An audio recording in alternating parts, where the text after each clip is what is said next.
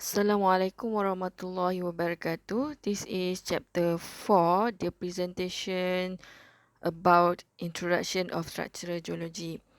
Okay, the difference for this slide is to help those students who are not really understand the discussion in English, and this presentation will proceed using English and Malay, and mostly Malay lah. Okey, untuk chapter 4 yang perlu kita faham ataupun perlu kita tahu, yang first sekali adalah perkataan structural geology.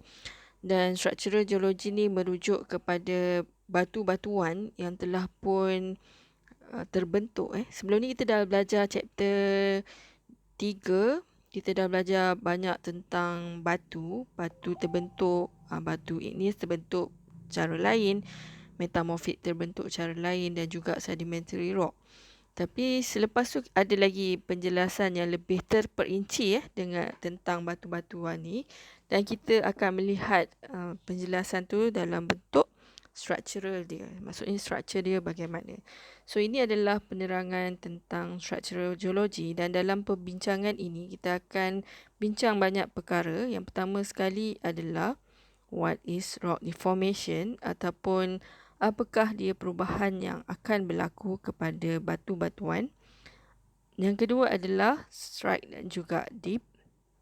Strike dan juga dip ni adalah satu terminologi yang sangat penting kepada geologis dan juga engineer, sebab dia menerangkan perkara penting lah terhadap structural geology untuk batu-batuan awak di luar sana. So, untuk perubahan batu-batuan ni, kita akan ada banyak jenis perubahan. 4, sekurang-kurangnya 4. Yang pertama ialah apa yang kita namakan dia sebagai fold. Yang kedua adalah fault. Yang ketiga adalah joints. Dan yang keempat adalah unconformity structures. Okay, maksudnya perubahan yang berlaku terhadap rock ni boleh berubah menjadi kepada 4 jenis perubahan yang dikenali dalam ilmu geologi, iaitu fold, fault, joints dan juga unconformity. Seterusnya di akhir perbincangan kita akan bincang mengenai geological mapping and terminologies. Okay, you already have done your map 1 and map 2. And all of these maps give you some information, but the detail for the information dalam geological map kita akan bincangkanlah dalam topik ni. Okay, first untuk pengenalan sebelum apa-apa kita kena faham apakah terms structural geology ataupun geological structure. Okay, geological structure ni adalah satu bidang kajian ataupun satu ilmu lah. Yang mana apa yang kita kaji tu adalah, boleh gariskan perkataan penting, permanent deformation, bermaksud perubahan kekal, and rock failure created by the changes in stress. Yang perkataan ni bermaksud kegagalan batu disebabkan oleh adanya stres ataupun adanya tekanan luar yang akan merubah batu-batu ni lah. Dan bagaimana benda ni berlaku, dalam tempoh mana perubahan batuan ni berlaku, yang kita akan lihat dalam geologic time. Okay, geologic time pun kita dah belajar sebelum ni. Geologic time tu bukan masa yang sekejap, di tempoh masa yang sangat lama, berjuta-juta tahun. So, permukaan bumi ni dengan batu-batuan tu akan mengalami banyak keadaan yang merubah dia punya sifat. Antara lain adalah disebabkan oleh pergerakan plate tectonics. Kita punya kerak bumi tu kan bukanlah satu keadaan yang statik, dia akan sentiasa bergerak, sebab itu adalah nature kepada earth crust ataupun kerak bumi. Okay, kita akan tengok yang perkataan tectonic processes ni pun dah ditulis kat sini. Okay, tectonic processes ataupun plate tectonic, salah satu daripada sebab bagaimana batuan ni boleh berubah. Dan perubahan ni berlaku di many discontinuity planes. Okay, saya terangkan kat sini. Dalam kerak bumi, kalau kita faham mengenai plate tectonic, katalah awak ada kerak bumi. Kerak bumi ni kan macam puzzle kan. Dia bukannya dua plate ataupun dua satah ni yang continuous, maksudnya bersambung. Dia macam kita punya jubin lah ataupun kita punya tiles. Ada satu tiles sebelah sini dan akan ada satu space ruangan dan ada lagi satu space, ada satu lagi tiles kat sini. So dia adalah dua plane yang tidak bercantum antara satu sama lain. Okay, tetapi disebabkan berlakunya tekanan akan berlakunya tekanan yang akan menolak plate A dan tekanan juga akan menekan plate B. Okay, di ruang yang tidak bercantum ni lah yang akan berlaku perubahan-perubahan tersebut. Okey, yang itu yang kita namakan perubahan yang akan berlaku adalah apa yang dinamakan sebagai fractures, faults dan juga joints. Nama perubahan tu And benda ni juga boleh berlaku permits rock masses controlling their strength. Okey, macam mana benda ni boleh berlaku ataupun apa jenis perubahan yang akan berlaku adalah bergantung kepada kekuatan batu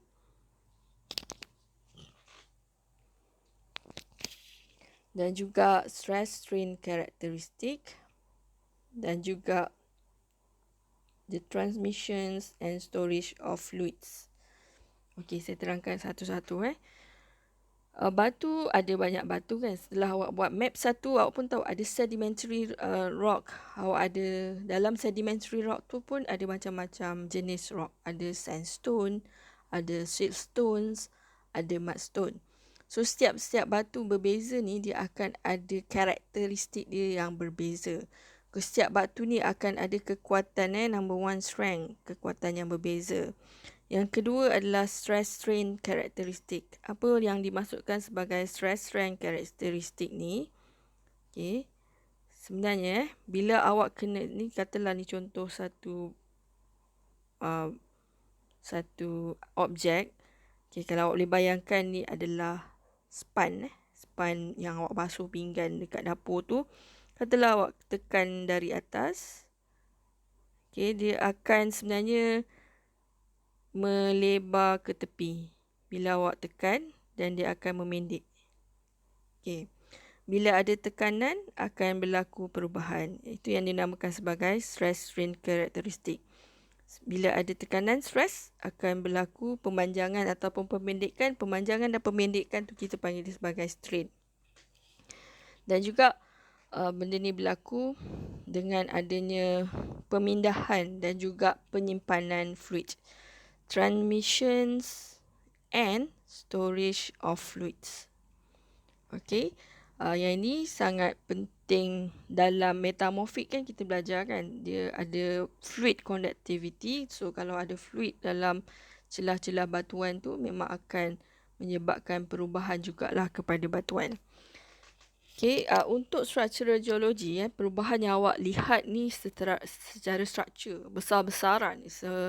Kalau tengok batuan tu kan, kenapa boleh jadi gunung macam ni, kenapa boleh jadi gunung besar macam tu, kenapa boleh ada lembah, kenapa boleh ada macam bentuk kubah, semua tu adalah dalam proses structural geology. Dan proses structural geology ni sangat bergantung kepada karakteristik batuan tu sendiri. Dan dua karakteristik batuan tu, yang pertama kita namakan dia sebagai brittle structure. Yang kedua kita namakan sebagai ductile structure. Okey, saya terangkan bahasa Melayu untuk brittle adalah rapuh. Okey, struktur yang rapuh. Untuk ductile structure ni adalah struktur yang mudah lentur. Okey, nak fahamkan lagi For brittle structure, kalau awak boleh bayangkan kayu yang kita makan aiskrim tu kan, selepas kita makan aiskrim, okey, batang kayu tu. So, cuba awak bayangkan sekiranya awak cuba lenturkan dia. Dan kalau awak gunakan tekanan yang sedikit pun, awak punya kayu aiskrim tu boleh patah kan.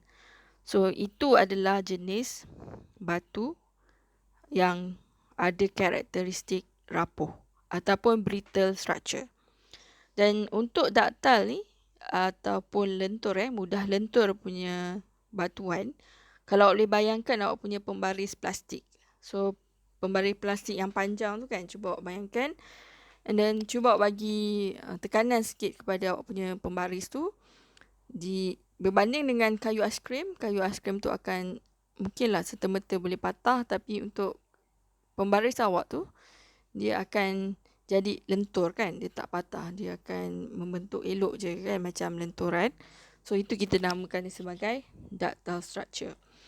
Untuk brittle structure, perubahan yang akan berlaku adalah faults dan juga joints. Jenis perubahan secara struktur adalah faults dan juga joints. Untuk ductile structure, disebabkan dia mudah lentur. Mudah lentur ni dalam bahasa Inggeris kita panggil dia punya karakteristik tu sebagai viscoplastic. Okay, disebabkan dia punya karakteristik tu viscoplastic, perubahan yang berlaku adalah fault dan juga metamorphic foliation. Okay, memang ada beza antara dua ni lah. Okay, dan seterusnya, tadi awak dah belajar tentang karakteristik kan, ada brittle dan juga ada ductile structure. So penting.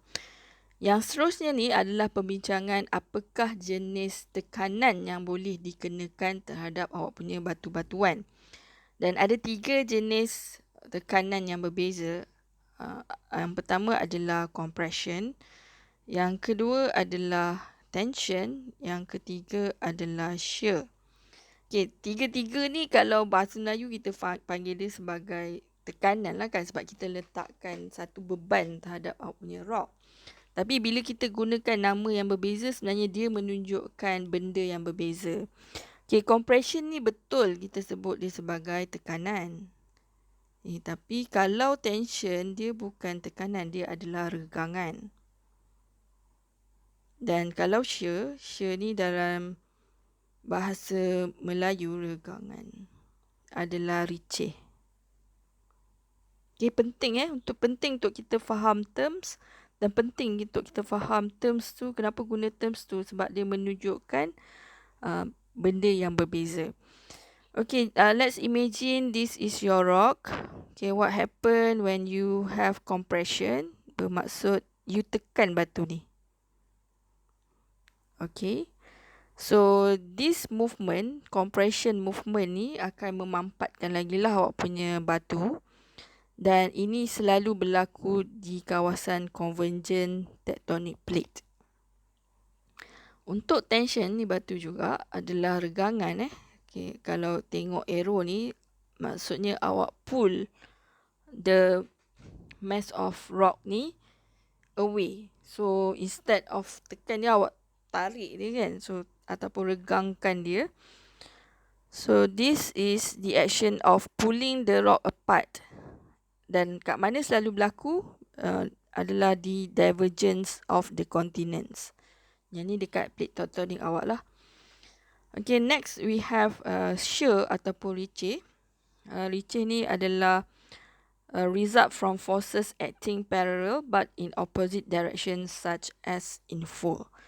Okay, instead of awak bayangkan batu ni sebagai satu batu besar macam tu, dia macam ada dua batu, okay, akan ada pergerakan dari opposite direction. Katalah yang ni tolak belah sana, so yang ni akan tolak the opposite way. Tu yang kita panggil dia sebagai shear.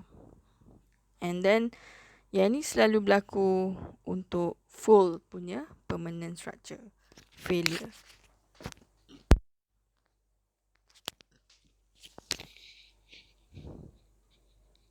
Okay, yang tu, okay, tadi kita dah belajar apa Yang pertama tadi kita belajar mengenai karakteristik batu-batuan. Karakteristik. Yang kedua tadi kita belajar tentang pressure, jenis pressure. Dan yang last kali ni adalah factors that govern the way of rock deform are as follows. Okay, we try to read this sentence and I try to explain it in simplified sentence. Confining pressure and temperature Rock may behave in brittle manner when near the surface of Earth, where the confining pressure and temperature are relatively low. Okay, kita lukis dulu. Okay, ni adalah permukaan bumi, ada pokok. Okay, katalah ada berbeza-beza lapisan dalam bumi. So, yang ni yang paling dekat dengan permukaan bumi. Okey, yang mana dekat dengan permukaan bumi dia akan mengalami karakteristik brittle. Kenapa brittle? Sebab kat kawasan ni dia punya suhu tu lebih sejuk berbanding kat bawah kan. Sebab kita tahu makin masuk ke dalam bumi dia akan naik sebanyak 300 darjah Celsius setiap 15 km. Tapi yang dekat dengan bumi memang keadaan dia macam ni lah, dia agak sedikit sejuk. Dan bila keadaan macam ni, dia punya pressure pun berbeza kan. Pressure dia kurang berbanding batu-batu yang duduk kat dalam lagi. So, this is the condition di permukaan bumi. And because of this condition, because of the low temperature and because of the low pressure, dia punya batuan tu lebih menyerupai brittle punya karakteristik. Okay, itu apa yang efek pressure dan efek temperature terhadap awak punya karakteristik batuan. Okay, yang kedua ni, apa yang akan merubah batu awak juga adalah disebabkan time over which the stress is applied. Okay, yang ini adalah faktor masa. Okay, we try to read this one. A rock may not respond plastically if the stress applied is rapid, but may undergo extensive plastic deformation if the stress applied is low but long sustained. Okay, it's very easy to understand sentence yang ni. Katalah this is your rock. Okay, katalah awak bagi pressure dia dengan sangat kuat dan laju. Of course, this rock will fracture. Okay, and then dia lebih kepada brittle material lah sebab rapid kan. Awak bagi dia sangat laju dalam tempoh masa yang sangat cepat. So, batuan awak akan jadi brittle dan akan jadi patah. Okay, berbanding dengan awak bagi pressure sikit. Okay, tapi dalam masa yang sangat lama. So, instead of patah macam case A ni, dia akan jadi lentur lah. Okay, dia akan lentur macam tu. Sebab masa yang diambil lama dan pressure yang dikenakan juga tak adalah terlalu besar berbanding dengan A. So, itu yang awak perlu faham dulu tentang apa yang dimaksudkan sebagai structural geology. So, I hope this explanation can help you to understand the topic better. Okay, thank you.